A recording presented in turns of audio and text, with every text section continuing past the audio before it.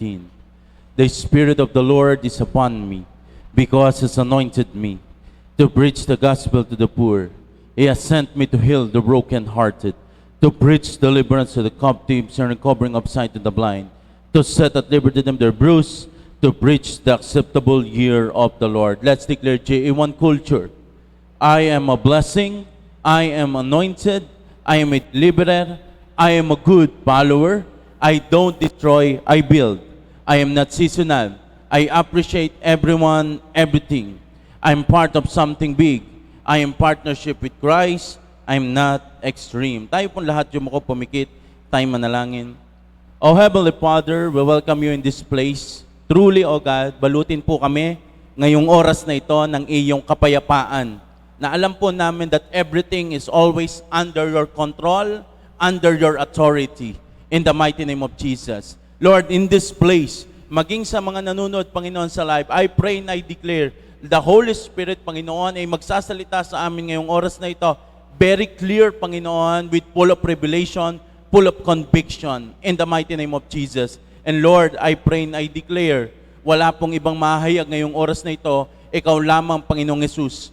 After this word, kami po'y mapupuno, kami po ay ready ng sumunod, kami, Panginoon, ay handa ng mas lumaki pa ang pananampalataya sa iyo, handang mas magmahal pa sa iyo, in the mighty name of Jesus. Lord, in this place, we declare your victory and the defeat of the enemy. We declare, Panginoon, your protection sa buhay ng bawat isa. In Jesus' name, everybody say, Amen and Amen. Palakpakan nga po natin si Lord. Ang ine-expect ko, sabi ko sana mag-iisang ganito na lamang tayo. Sadya naman pong maulan. Ang ibang mga churches ay nag-cancel ng service kasi nga po ay for the preparation. But I ask God, Lord, ano ba, itutuloy ba natin or hindi hanggang kanina? But yon, I thank the Lord because siya naman ay nag-a-assure ng peace. Amen? Then, I thank the Lord dahil ikaw ay nandito ngayong oras na ito. Amen? Yan. At pwede ka ring mag-stay hanggang mamaya.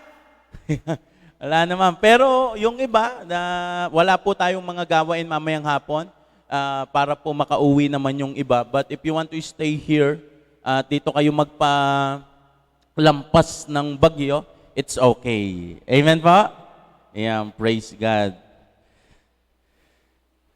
Marami po nanonood sa atin ngayon sa online. Praise God. Maingay po ang ating online ngayon dahil nanonood. At the same time, ang ating pong mga taga-international ay always na rin sumasabay na din sa atin sa panonood. So sa lahat po ng mga nanonood sa live, international, sarap pakinggan, no? Mga international Mga nanonood po international at saka po yung mga taga dito lamang din na talagang namang mahirap ang biyahe papunta dito. Yan, I thank the Lord sa inyong buhay. Pagpalain kayo ni Lord. Amen. Palakpakan nga natin si Lord. Okay. We are still on the series, Good Works are for Reward. Ang mabubuting gawa ay para sa gantimpala. Bakit po natin ito dinidiin? Because kailangan maging malinaw sa atin that our righteousness na nanggaling sa Panginoong Hesus, yun ang magdadala sa atin sa langit. Amen? Ang ating mabuting gawa, hindi yun ang magdadala sa langit. Ang ating mabuting gawa ang magbibigay sa atin ng gantimpala. Kaya right now, we're talking about more on good works para sa reward. For the last 2 weeks, we talk about minahal kaya magmamahal. Mabuting gawa ang pagmamahal sa kapwa. And last week, we talk about promotion. Mabuting gawa na nagdadala ng promotion. Ngayon naman ay patungkol pa rin sa mga good works. Na ano? Good works that pleases God. O ang mga mabuting gawa na kinalulugdan ng Panginoon. Romans chapter 12 verse 1. Beloved friends, what should be our proper response to God's marvelous mercy? Ang ganda ng verse na yan. I encourage you to surrender yourselves to God to be sacred, living sacrifice, and live in holiness, experiencing all that delights His heart. For this become your genuine expression of worship.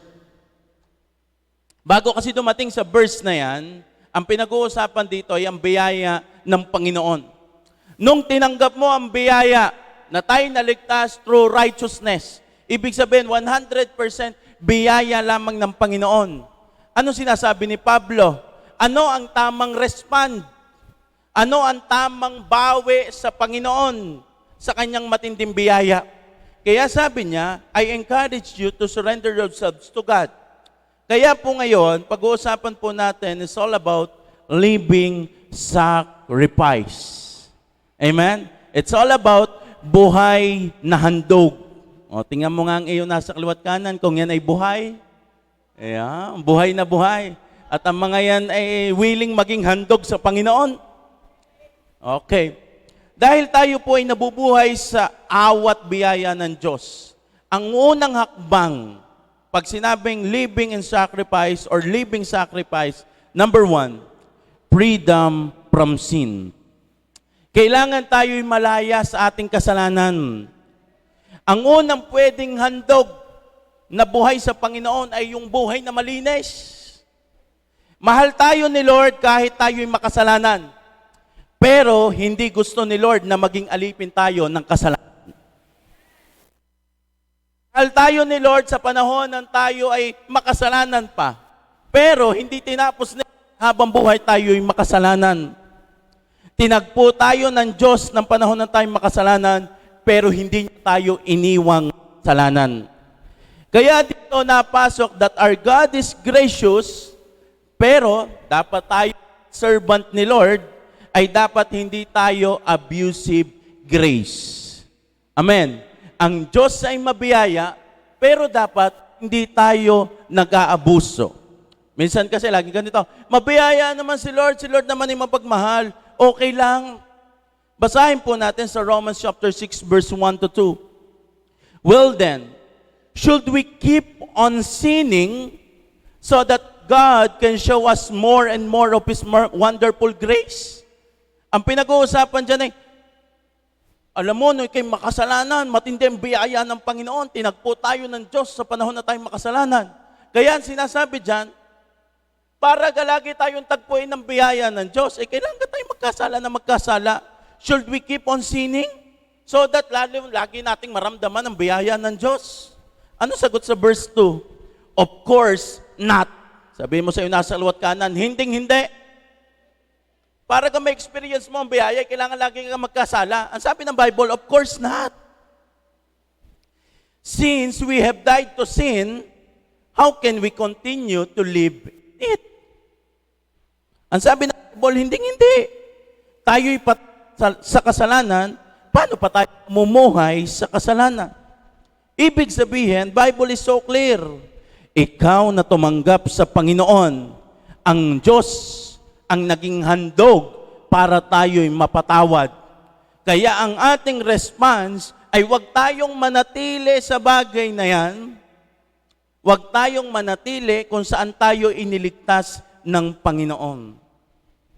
Ngayon, bilang ikay handog na buhay, anong dapat mong gawin? 1 Peter chapter 2 verse 16, live as free people. But do not use your freedom as a cover-up for evil.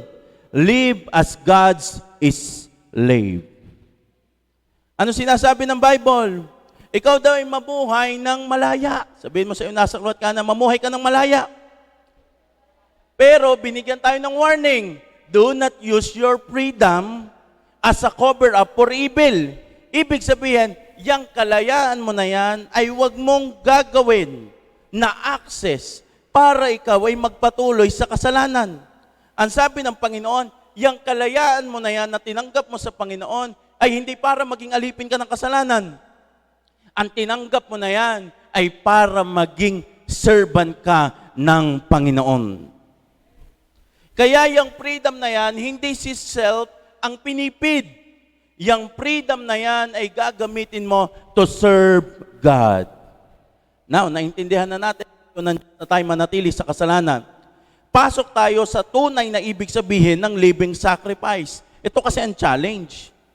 Kapag sinabi mong sacrifice, yan na. Hindi ito madali. Pag sinabing sacrifice, ito ay painful.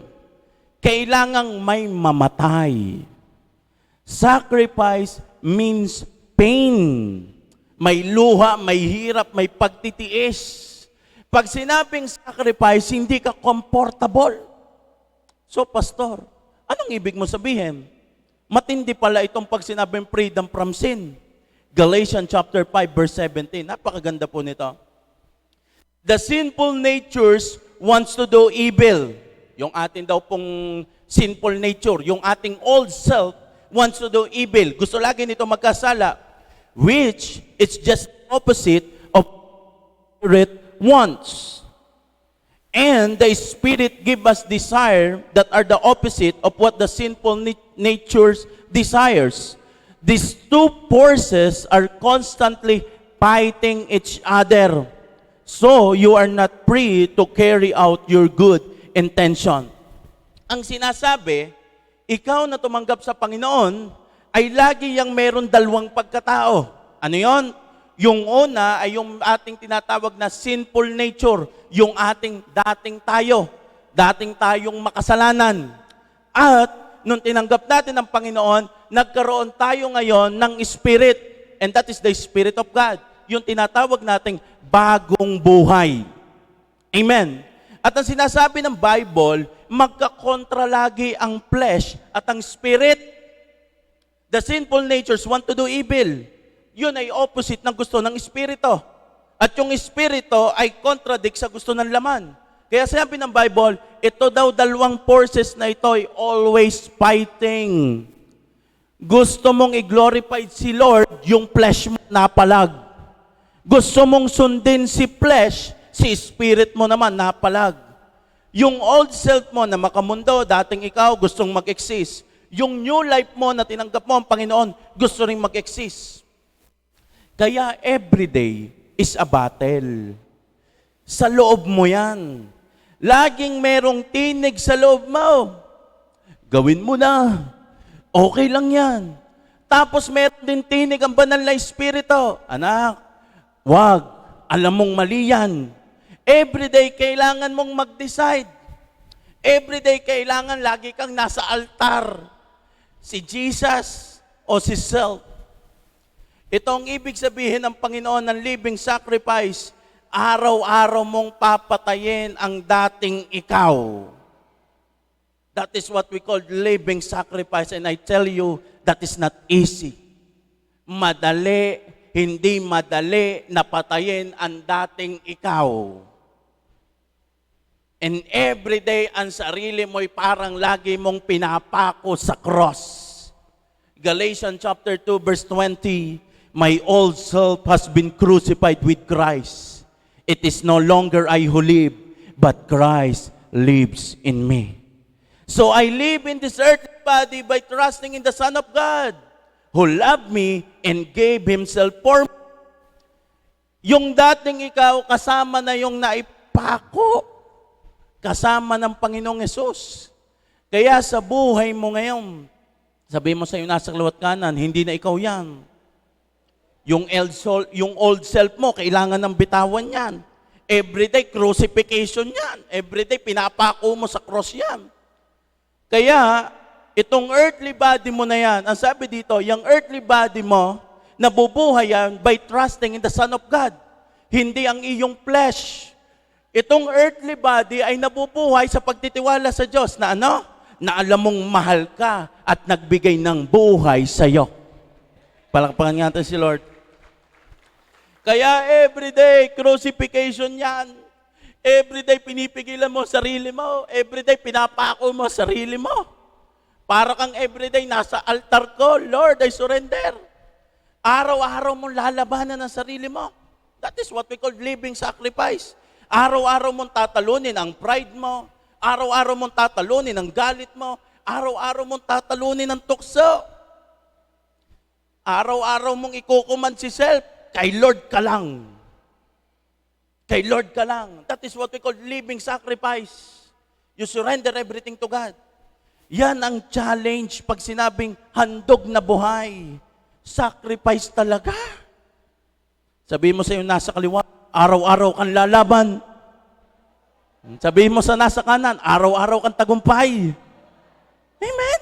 That is what we call everyday battle. Itong flesh, marami itong gustong gawin, kaya kailangan mo ito lagi ipako sa cross. Pastor, piliin mo pa rin ang Panginoon kahit ikay nasasaktan, kahit ikay disappointed, kahit ikaw ay nasa pinaka-peak ng iyong tagumpay, kahit in doubt ka, kahit pa anong lagay mo, endure and fight. Pastor, matagal ko na itong sinuko, matagal ko na rin nirepent, pero pastor, nabalik pa rin ako. Kaya pastor, ako'y nawawala dahil hindi ko na makita ang sarili kong may pag-asa. Ari na may sinurrender ko na, nabalik pa rin ako sa dating ako. Ito kasi yan. Sacrifice is not all about being perfect. It's standing up and you fall until your flesh learn to bow to your spirit. Anong ibig sabihin? That's very a powerful reminder. Pag sinabing handog na buhay, hindi mo kailangang maging perfectong hindi ka na magkakasala because we are living in this world. Pero itong sinasabi ng Bible, dahil everyday mong tinatalo si flesh, laging may two forces na naglalaban, pwedeng madapa ka ngayong araw na ito. Alam mo, minsan ganito ang napapansin ko, pag ang isang Kristiyano, meron siyang isinuko kay Lord, Lord, hindi ko na ito gagawin. Lord, hindi na ako magbibisyo. Lord, hindi ko na ito gagawin. May isang araw na siya'y nadapa ng kaunti, napatikim ng kaunti na isinuko niya na kay Lord. Alam niyo ang kanyang ginagawa? Dinadive pa niya lalo. Nadapa na, dinapa pa lalo. At hindi na nag-desire na tumayo at gumapang-gapang na. Are you getting the point? Saka na lang uli ako magre-repent pag yun na uli ang topic. But I tell you, every day is a battle. Pwedeng kanina bumagsak ka sa pagkakasala, pero huwag kang tumigil sa pagkakasala na yan. Tumayo ka. Ilaban mo uli. Amen? Huwag mo nang nadapa ka na, natisod ka na, nagpaka-OA ka pa. Ginulong-gulong mo pa ang sarili mo sa pagkakasala. No. Stand up until one day, yung iyong flesh nagbabaw na sa iyong spirit. Why? Kasi mas malakas na ang espiritu mo. Mas malakas na yung desire sa Panginoon. Have a desire. Ikaw ay tunay na malaya. Juan chapter 8 verse 36. Kung ang anak ang magpalaya sa inyo, kayo ngay magiging tunay na malaya. If the Son set you free, you are free indeed. Sabihin mo sa iyo, nasa kaliwat kanan, tunay kang malaya. Hindi ito patungkol lamang sa, hindi tayo naglolokohan dito sa church. Tanggapin mo sa iyong puso, tanggapin mo sa iyong sarili, ikay tunay na pinalaya ng Panginoon.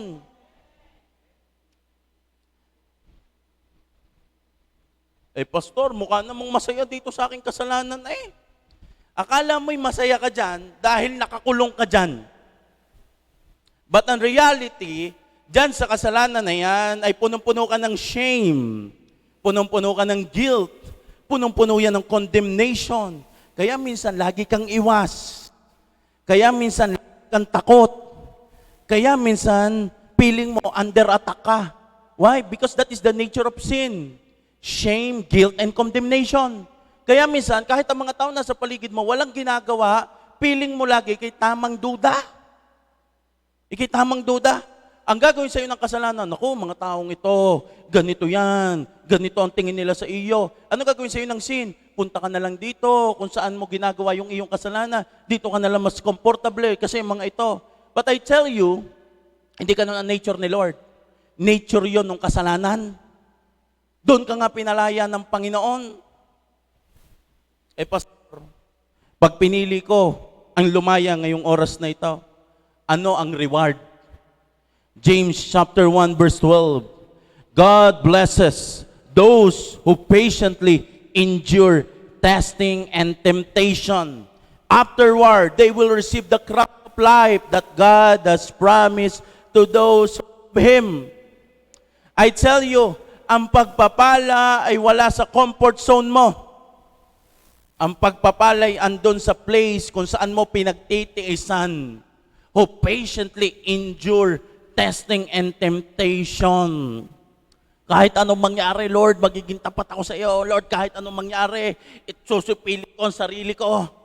And I tell you, after ng lahat ng testing na yan, ang sabi ng Diyos, afterward, they will receive the crown of life. Ano ba yung crown of life? Sila yung mga tao naging stay faithful under pressure. Pag sinabing crown of life, hindi mo lang yan dala-dala hanggang dito sa lupa, dala-dala mo yan hanggang langit. At ano ang bunga ng crown of life?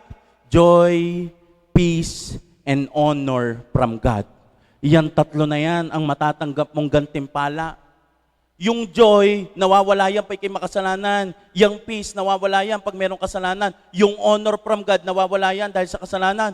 Pero ikaw na lumalaban, everyday pinapako mo ang sarili mo sa cross kasama ng Panginoon, kasama na yung old self. Doon mo mararamdaman ang tunay na honor na galing sa Diyos. Doon mo mararamdaman ang kagalakan at kapayapaan na galing sa Diyos. Amen? O, sabihin sa nasa kaliwat kanan, tunay kang malaya. O, ipako mo ang sarili mo araw-araw. Amen? I-crucify mo. Sadyang mahirap yan. Sadyang mahirap. Kaya nga living sacrifice it's painful. But matindi ang bawi ng Panginoon sa mga taong ini-endure ang testing and temptation. Amen? Next, number 2, living sacrifice means obedience to God. Yun. Pagsunod. Ang buhay na handog sa Panginoon ay ang buhay na masunurin. Ito'y mas malawak kaysa doon sa number 1. Dahil majority, pag tayo wala Panginoon, ang tawag sa atin lagi ng Panginoon, repent, magsisi ka na. Pero pag ikay nakapag-repent na, the next level is obedience. Ngayong araw na ito, bibigyan natin ito ng linaw.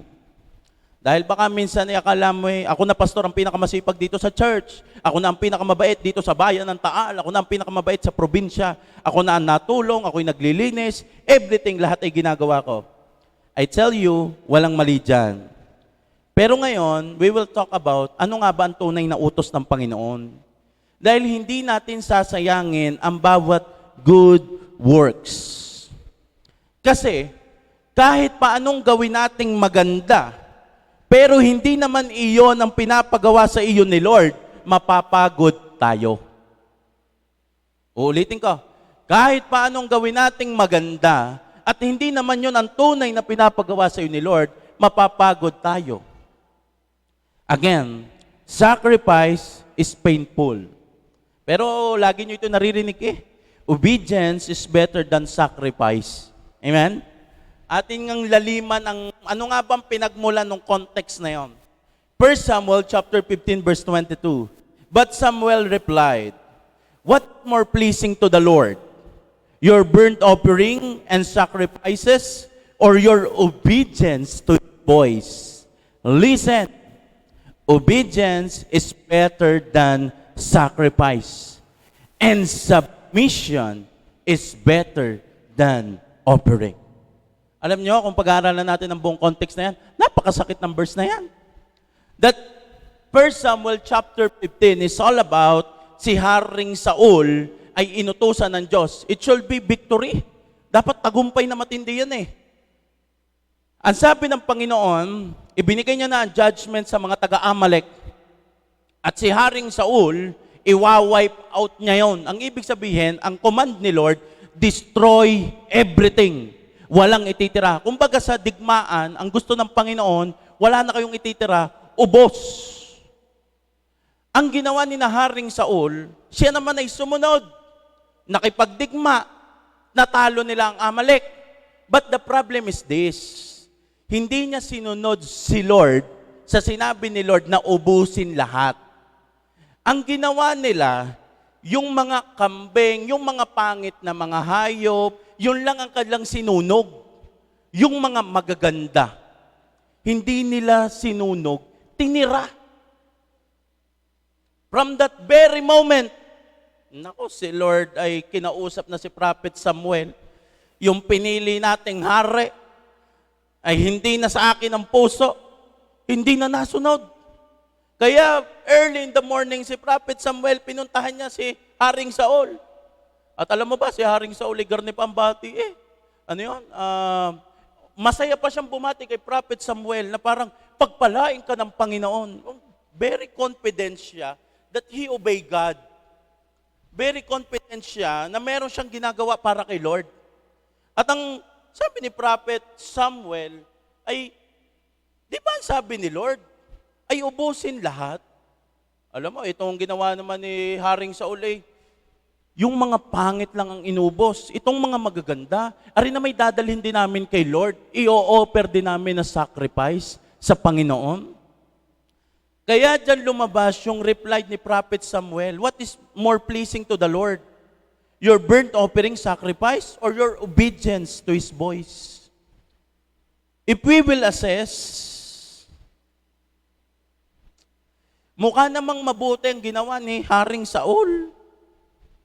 Pero hindi lahat ng mabuti mong ginagawa ay ang hinihingi sa iyo ni Lord. Magkaiba kasi yung, Lord, ito ang gusto kong ibigay sa iyo, kaysa sa, Lord, anong gusto mong kunin sa akin? Magkaiba yon. Lord, gagawin ko to. Gagawin ko to. Ang sabi naman ni Lord, gawin mo yun. Di, ito Lord. Minsan makulit tayo kay Lord, ano? Di Lord, gagawin ko to. Mas papahirapan ko sarili ko. Magpapasting ako 40 days. I love you, Lord. Sabi ni Lord, di mo kailangan magpasting. Yung kachat mo, yun ang iwanan mo. Lord, 100 day fasting. I love you, Lord. Sabihin mo, obedience is always better than sacrifice. Magkaiba yun. Pwede tayong mag-sacrifice ng latak. Pero yung sacrifice na bunga ng pagsunod, nako, tagos talaga yun sa puso. Dahil siyasat ng Diyos ang puso natin. Anak, sabi ni Lord, nak, iwan mo na yan. Nak, iwasan mo na yan. Anak, layuan mo na yan. Anak, wag mo nang gagawin yan. Anak, wag mo na ituloy yan. Ikaw na may Lord. Ay. Magbabait ako, Lord. Papasok ako, Lord, sa ministry. Magwo-worship team ako. Magmimidya team ako, Lord. Anak, isuko mo na yan. Di, Lord. Magpupuyat ako, kakapray.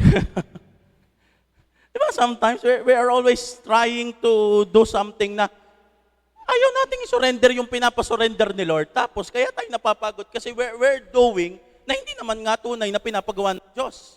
Kaya minsan, ang ending point natin ay gumawa tayo ng marami, pero parang ang layo pa rin natin kay Lord.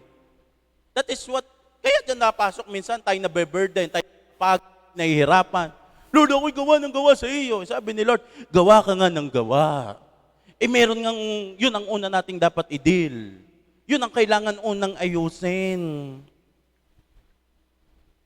Pastor, wala naman po akong ginagawang masama. Kung yun ang utos, di sumunod. Hindi naman sinasabing kung may ginagawang masama or hindi, wala naman sinasabi na may masama kang ginawa. Ang sinabi lamang ay bitawan. Di bitawan. Sometimes, obedience is not about right or wrong. It's about trust. Para kasing mali ang sinasabi nyo. Nagtitiwala ka ga.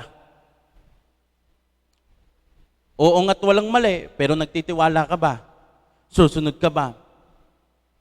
Si Jesus ang best example. Wala siyang kasalanan, pero siya'y nasunod.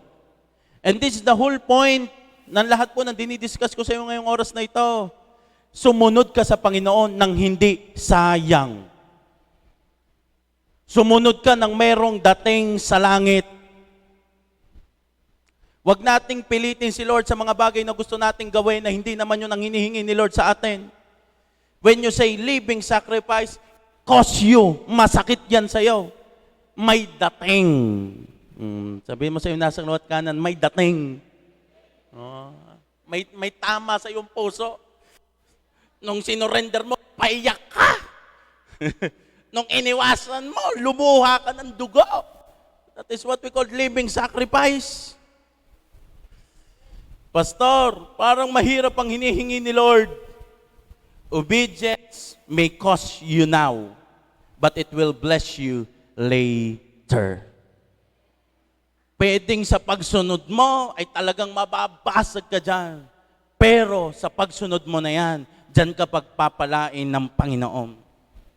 Ito ang magdadala sa iyo ng blessing. Deuteronomy chapter 28 verse 1. If you fully obey the Lord your God and carefully keep all His command that I am giving you today, the Lord your God will set you high above all the nations of the world. Ganda ng verse. If you fully obey, ibig sabihin, 100%.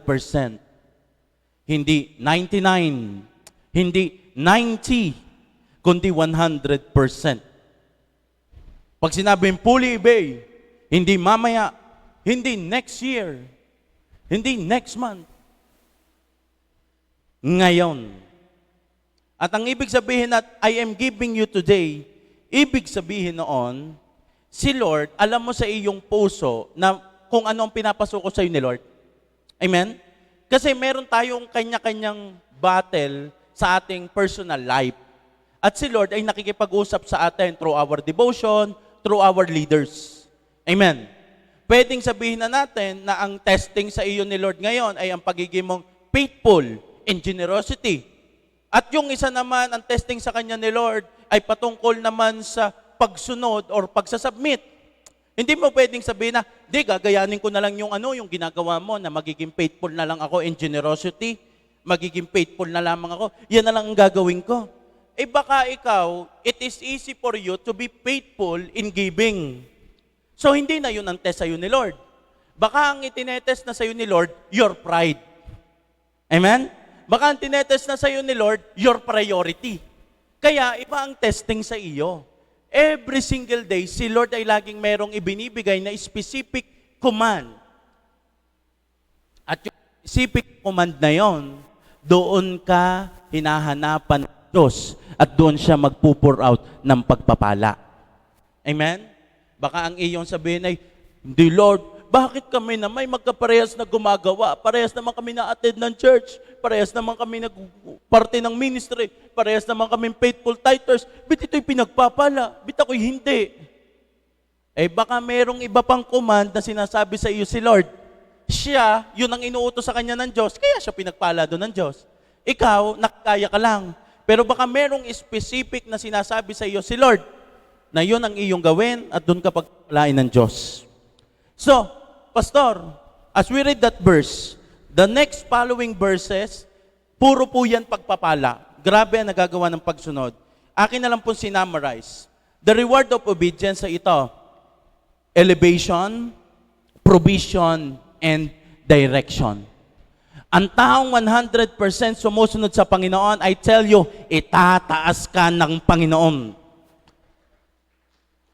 At ito matindi.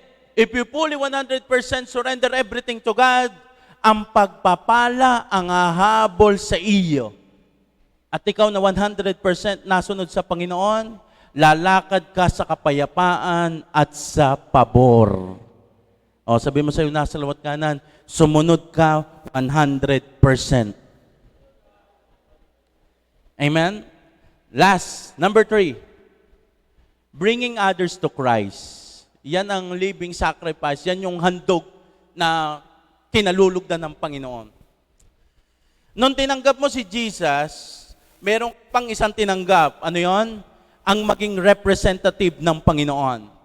2 Corinthians chapter 5 verse 20. So, we are Christ's ambassadors. God is making His appeal through us. We speak for Christ when we plead, come back to God. Ganda nun. Tayo daw ay ambassador ng Panginoon. Tayo daw ay sugo ng Panginoon. At si Lord ay nagpapakilala, kanino? Through us. Sa pamamagitan natin. Kaya tayo yung ginagamit ng Diyos para magsabi sa mga tao na come back to God. Bumalik ka sa Panginoon. Praise God sa mga taong nag-i-invite lagi sa iyo dito sa church. Alam mo kung bakit? Hindi lang sila simpleng tao. Sila ay mga ambassador ng Panginoon. Nagpapakilala ang Panginoon sa pamamagitan mo. This is the reality. Majority ng mga tao, hindi nila alam ang Bible. Pero, majority ng mga tao ay maalam bumasa sa ugali ng tao. Amen? Amen. Hindi nila alam ang Bible, pero maalam kumilates. Tama ka? Amen? Now, dahil hindi nila nakikita ang Bible, pero maalam silang bumasa ng ugali, eh di dapat tayong mga representative ay mabasa nila sa atin ang Panginoong Hesus. Amen. Baka minsan kaya open sa gospel, ay open sa iyo. Hindi naman nila maintindihan na ang Diyos ay para sa makasalanan because hindi pa naman nila 100% nababasa ang Bible and wala pa naman ang conviction of the Holy Spirit. So, bago nila makita ang Bible, ang una nila nakikita ay ikaw. O sabi mo sa iyo, nasa liwat kanan, nababasa ka. No. Ikaw ang Biblia. Yan ang born again. Yan na yan. Hindi naman yung magtitingin ng Bible. Tayo ay working in progress. Na sadyang ang pagsunod sa Panginoon ay a lot of sacrifice. Hindi agad nila makikita yon. They will not appreciate what we're doing in this church. Pero nakikita nila ang ugali natin, ang kilos natin. Kaya sabi mo sa iyo nasa kaliwat kanan, ingat ng kaunti. May sabi, ayaw nung pumunta sa church. Ayaw nun kay Lord. Baka gusto niyan si Lord. Lahat naman ng tao gusto si Lord. Ayaw lang ng kasama. Ayaw lang ng mga makikita. Kaya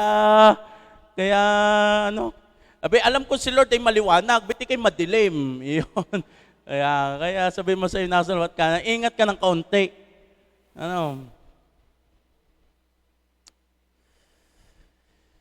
Guys, what we need right now is burden. What is happening? Sabi na, sunod-sunod na nangyayari. The only way is Jesus, not JA1. Lilinawin ko. Not JA1 Church, even I. Hindi ako ang daan. Ang kailangan ng mga tao si Jesus. Relationship sa Panginoon. Well, alisin na natin yung mindset na okay na ako, save na ako, okay na ako dito. No. Ang love of God is not selfish love. Ang love ng Panginoon, ang objective noon, ang sinisigaw noon lagi, no one will perish. Kaya ikaw na tumanggap sa Panginoon, ikaw ay magiging sacrifice or living sacrifice through what?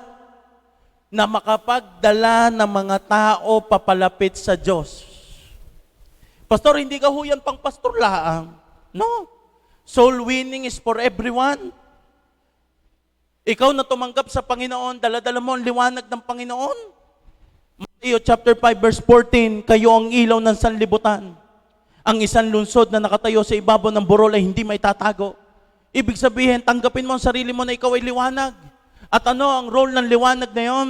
Matthew chapter 5 verse 16, in the same way, let your good deeds shine out for all to see, so that everyone will praise your heavenly Father. Yang liwanag ng Panginoon na nasa iyong buhay, ipakita mo yan, i-share mo yan para lalong maraming magpasalamat sa Panginoon. Let your good deeds shine. Magliwanag ka. Kung kayo magliwanag sa classroom. Kung sa pamilya, magliwanag ka sa pamilya. Kung kayo empleyado, magliwanag ka sa opisina. Kung kayo tambay, magliwanag ka sa social media. Hindi mo kailangan ng, kung ako nasa tayo niya, ako'y makakapag-win. No. Kung nasaan ka, makakapag-win ka. And I tell you, hindi mo kailangan ng title sa church. Dahil wala naman ditong ministry soul winners. Lahat tayo ay mga soul winners. Amen? Lahat tayo ay pwedeng mag-reach out, kaya hindi mo kailangan ng title. Pastor, ano sasabihin ko? Paano ko i-share sa kanila si Jesus? Ito yon. Your story is your sermon. Your change is your message. Hindi mo kailangang sauluhin ang Genesis papunta sa Revelation. Yung buhay mo na lang. If you will read sa New Testament, si Apostol Pablo, ang kanyang ginagawa ay kinukwento lang niya na siya'y makasalanan dati na tinagpo siya ng pag-ibig ng Diyos. Your personal encounter kay Lord, yan ang pwede mo sabihin. Hindi mo kailangan magsaulo ng napakaraming Bible verses. Hindi mo kailangan sauli 100 verses. No. Your story is your sermon.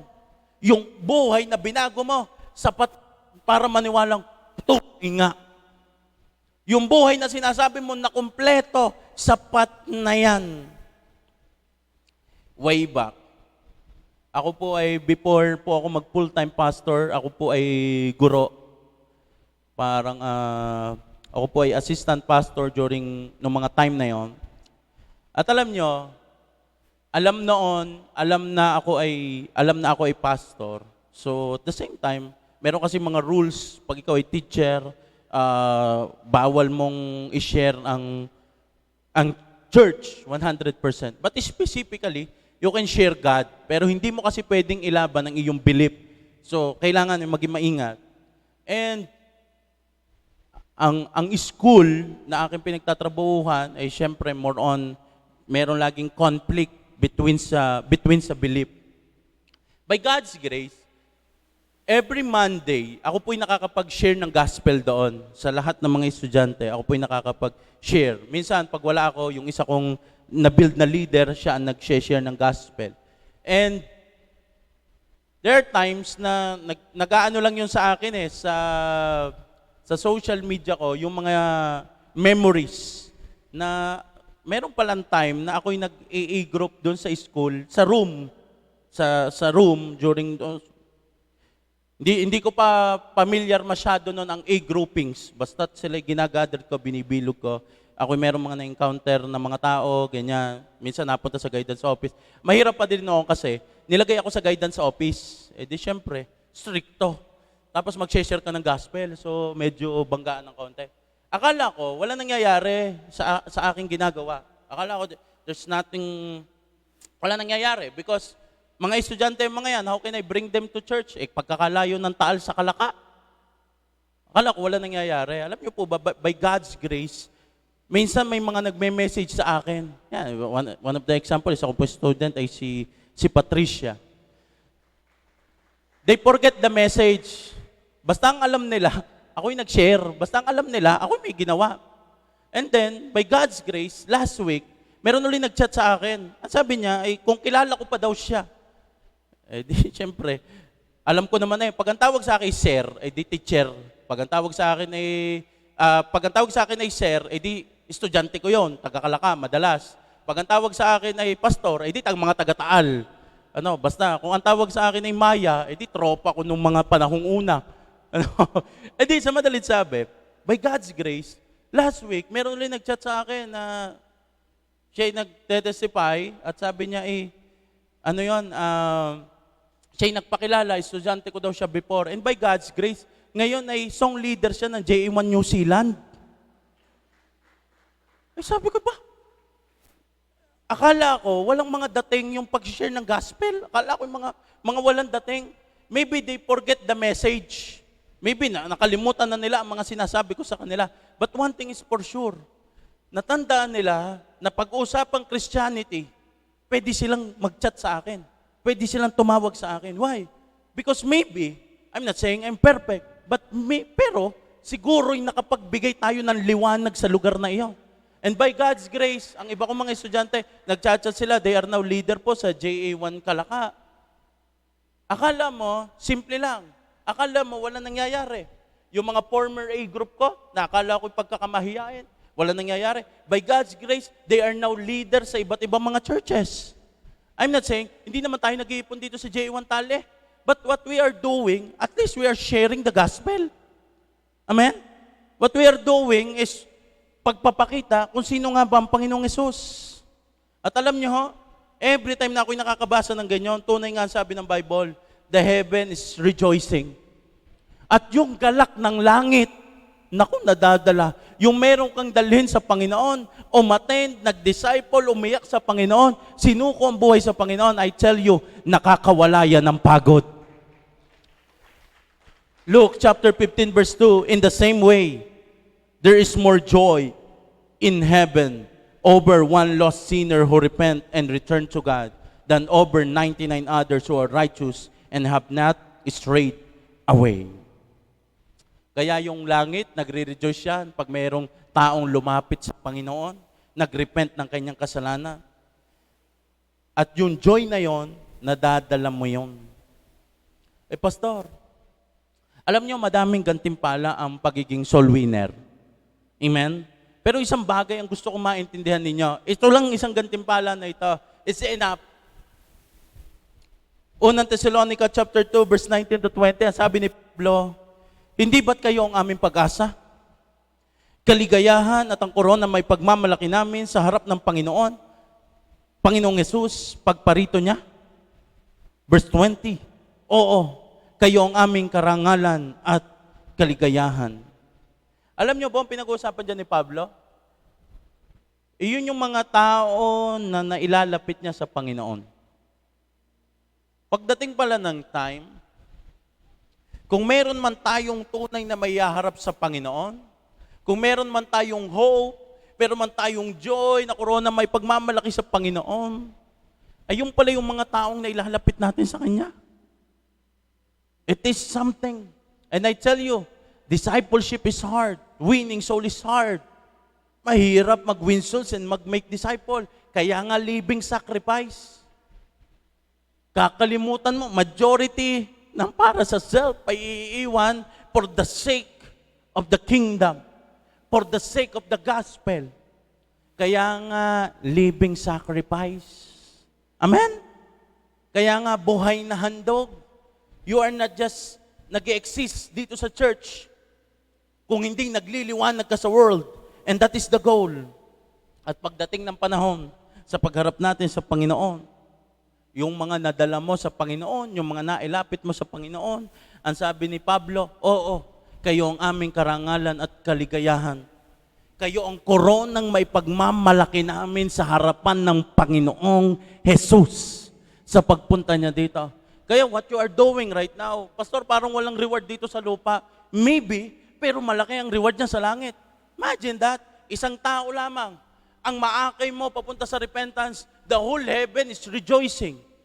Buong kalangitan ay nagkagalak, buong kalangitan ay nagsasaya.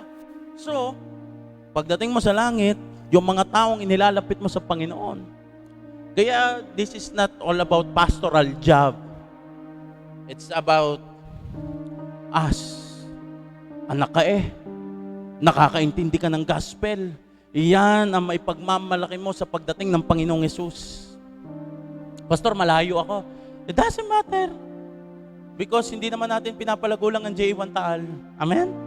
Kung doon ka nilagay ni Lord sa medyo malayo at nandun ang iyong market, di win them for Christ. Amen? Kung kaya mapatin sa church, praise God. Because right now, gusto ko po maging objective natin is this.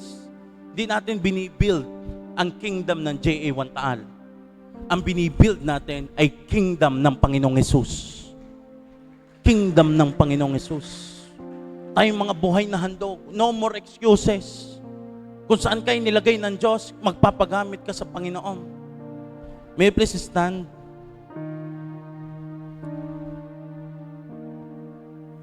Alam niyo po, kanina, I really like that song, More Like Jesus.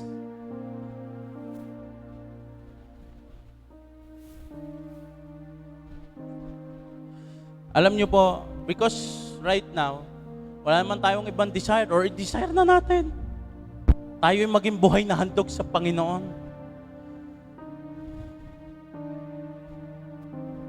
May you please just close your eyes.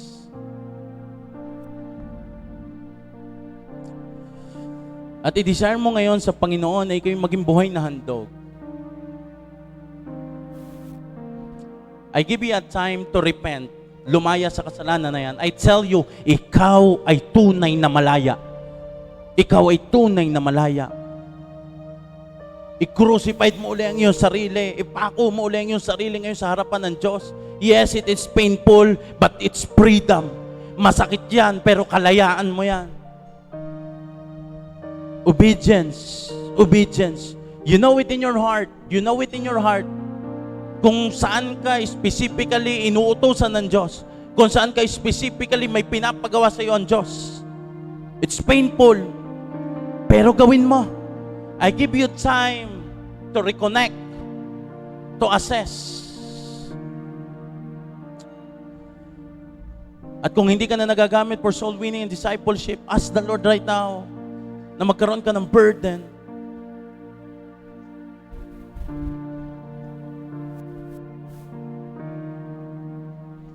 Just close your eyes at ayusin mo muli ang iyong puso. The best response to that marvelous grace of God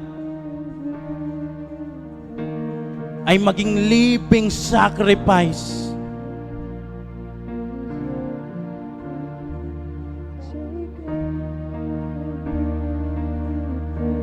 Come on, gawin mong panalangin ang kantang ito.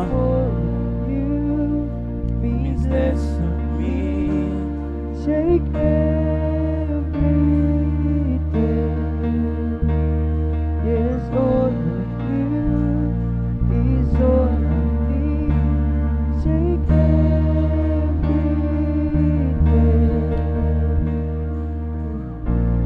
Alam niyo po, habang kinakanta natin yan, it means, Lord, if more of you, Lord, if more of you means less of me, take everything. Lord, kung para maparangalan kita, maalis ang para sa akin, sige Lord, alisin mo. That is a strong prayer and commitment to God.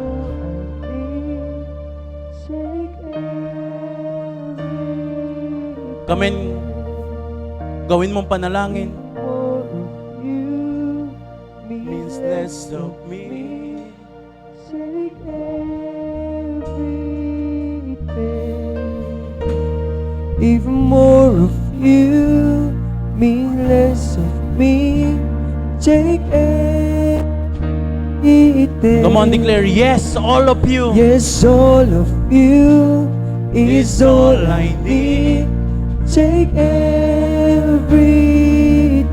Come on, declare, if more of If you more of you means less of me. declare, Take everything. yes. Yes, all of you is all I need. Take everything. Even more of you means less of me. Take everything. Yes, all of you. Alam niyo po, as we are is singing all I that, need. isipin mo sa iyong sarili ngayong oras na ito that you're crucifying yourself. Even more of Sinusuko mo ngayon ang iyong sarili muli sa cross. Yes, you're surrendering everything to God. If more of you. Yes, all of you is all I need. Take everything. Even more of you means less of me. Take everything. Come on, gawin natin panalangin ito. Lord, change me like only you can. Here in my heart in your hand. Father, I pray, make me more like Jesus. This world is dying to know who you are. Show us the way to your heart. So Father, I pray, You can make now me look at the lyrics. Pwede kayong tumingin sa monitor.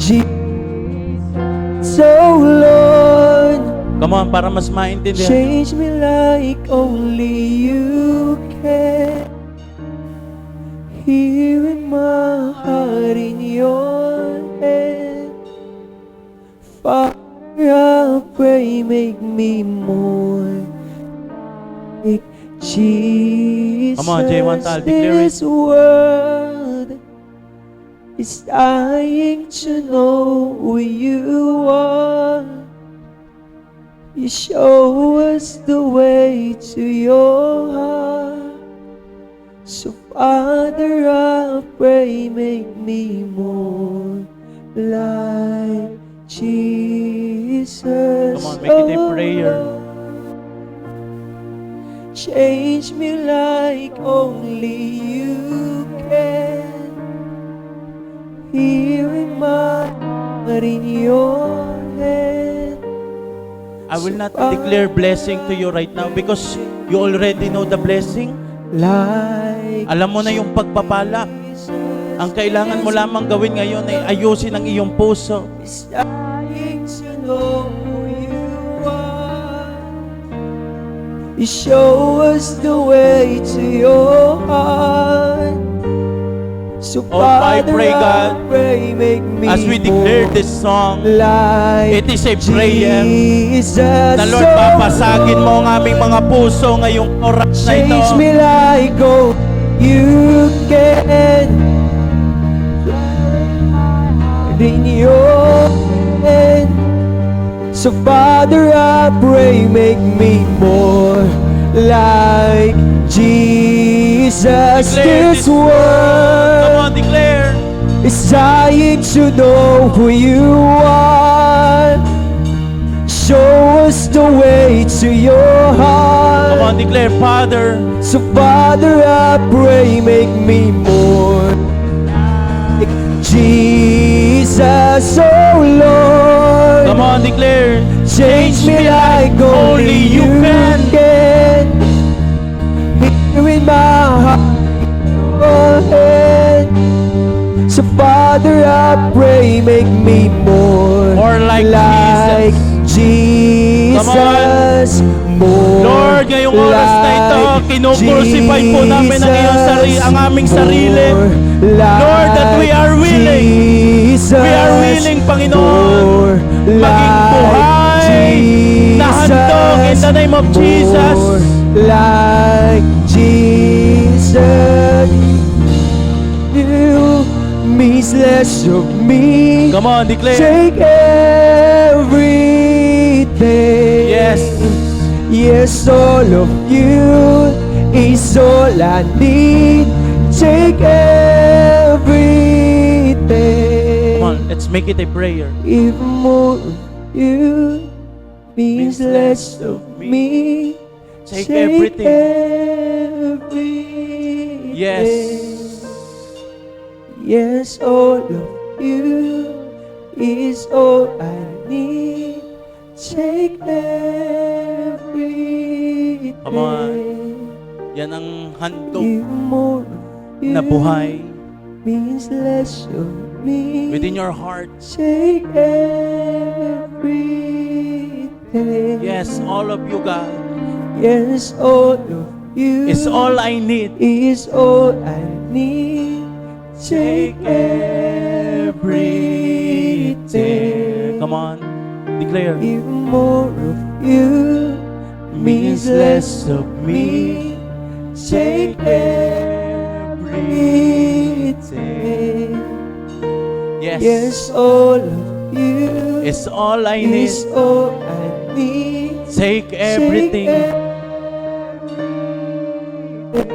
If more of you Even more of you means less of me. Take everything.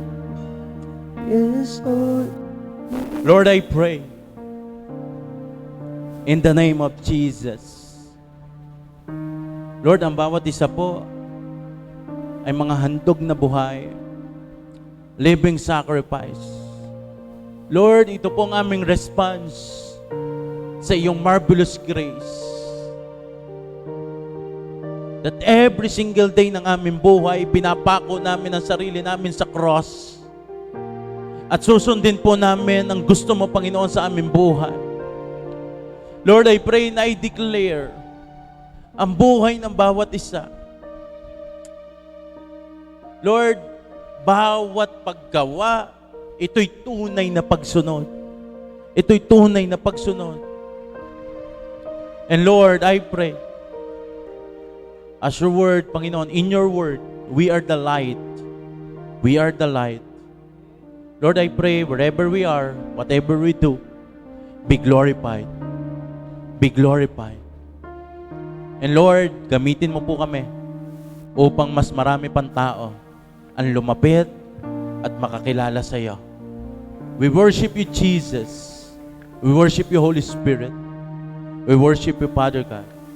In Jesus' name, everybody say, Amen and Amen.